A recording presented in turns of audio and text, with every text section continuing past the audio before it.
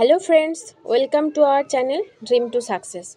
আমরা এই চ্যানেলে তোমাদের জন্য অলরেডি এএনএম জিএনএম এর ক্লাস স্টার্ট করেছি।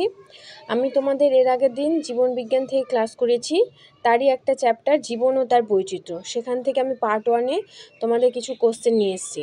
আজকে তারই আমি পার্ট 2 করাচ্ছি। তো চলো আমরা কোশ্চেন স্টার্ট করি। আমি তোমাদের চ্যাপ্টার করাচ্ছি কি জীবন ও তার বৈচিত্র্য। তাহলে দেখা যাক এখান থেকে কি কি কোশ্চেন আছে। তাহলে কোশ্চেন নাম্বার 1 দেখো। কোশ্চেন নাম্বার 1-এ কী আছে? লিনিয়াস হায়ারার্কিতে কটি ধাপ ছিল? Option A 7, option B 8, option সিটা মিস্টেক হয়ে গেছে এখানে 5, অপশান ডি 9। তাহলে লিনিয়াস হায়ারার্কিতে কটি ধাপ ছিল? Option A 7। তাহলে চলো জেনে নেওয়া যাক এই 7টা ধাপ কি কি ছিল। তাহলে এই 7টা ধাপ দেখি আমরা কি কি ছিল। প্রথমে ছিল কি? রাজ্য।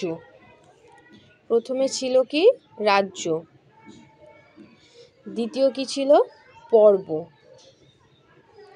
3 নম্বর কি ছিল? শ্রেণী। 4 নম্বর কি ছিল? বর্গ। 5 নম্বর কি ছিল? গোত্র।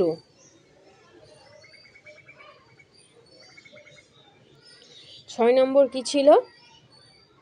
গণ। 7 নম্বর কি ছিল? প্রজাতি।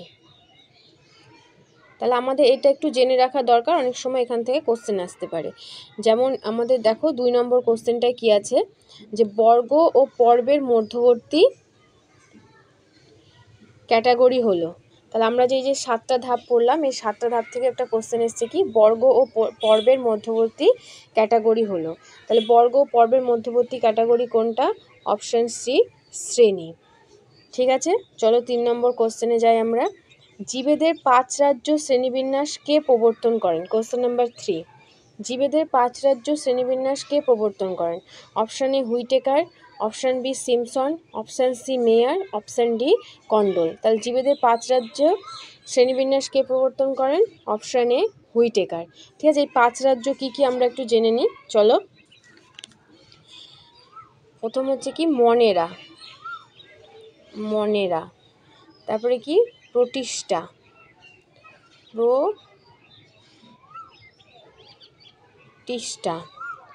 তারপরে কি আছে? ছত্রাক।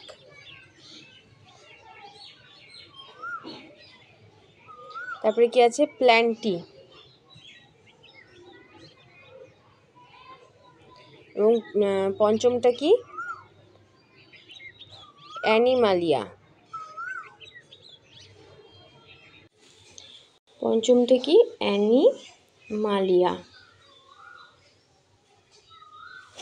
এবার চলো আমরা পরবর্তী কোশ্চেনে যাই। Question number 4।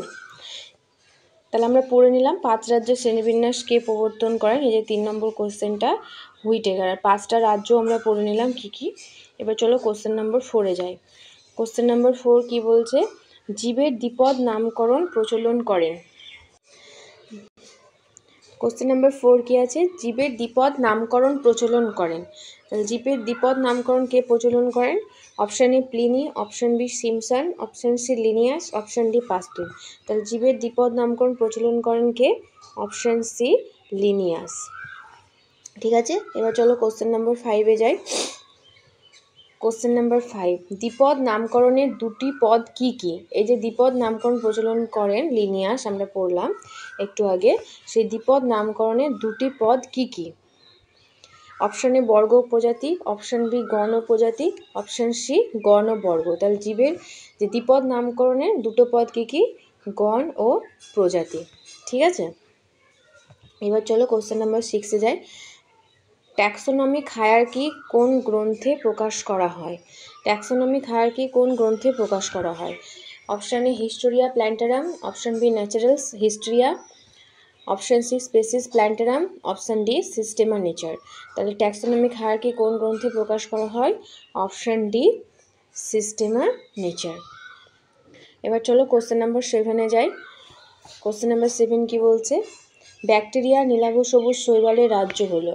আমরা যে উপরে পড়লাম যে জীবেদের 5 রাজ্যে শ্রেণীবিন্যাস করে হুইটেকার, সেই 5টা রাজ্যের মধ্যে কি বলছে? না ব্যাকটেরিয়া ও নীলাভ সবুজ শৈবালের রাজ্য কোনটা?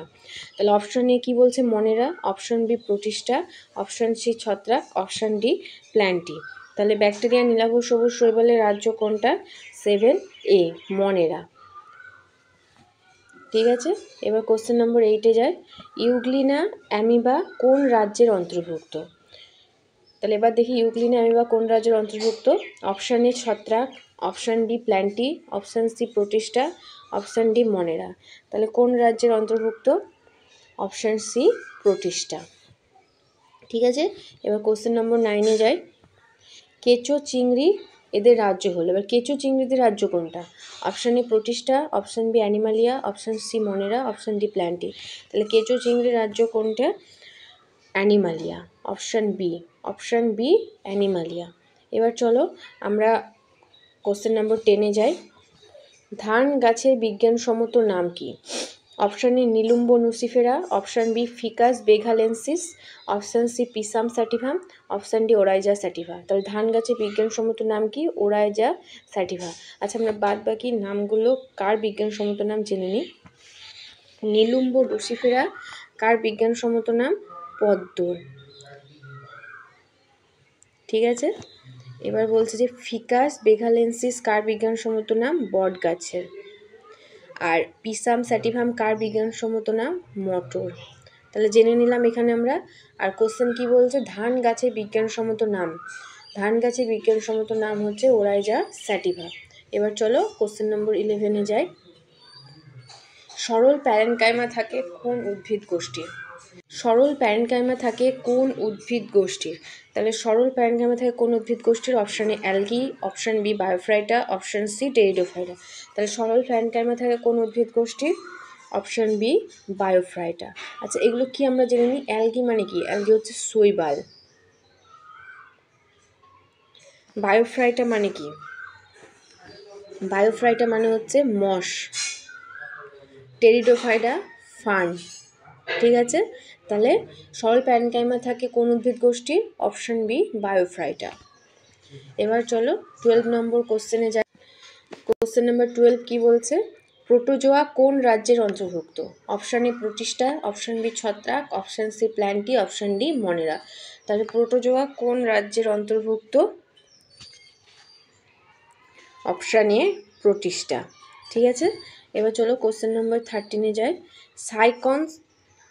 সাইকন বা স্পঞ্জ কোন পর্বের অন্তর্ভুক্ত? Option A Cnidaria, option B Porifera, option C Ctenophora, option D Annelida. তাহলে সাইকন বা স্পঞ্জ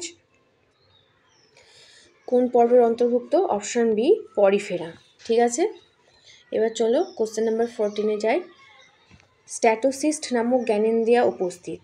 মানে স্ট্যাটোসিস্ট নামক জ্ঞানেন্দ্রিয় কাদের দেখা যায়? Option A Hydra, option B jellyfish, option C Beroe Hormiphora, option D বাথস্পঞ্জ। তাহলে স্ট্যাটোসিস্ট নামক জ্ঞানেন্দ্রিয় কাদের দেখা যায়? Option C Beroe হার্মিফোরা। আচ্ছা, এই বেরো হার্মিফোরা কোন পর্বের অন্তর্ভুক্ত আমরা একটু দেখে নিই। বেরো হার্মিফোরা হচ্ছে টিনোফোরা পর্বের অন্তর্ভুক্ত। ঠিক আছে, টিনোফোরা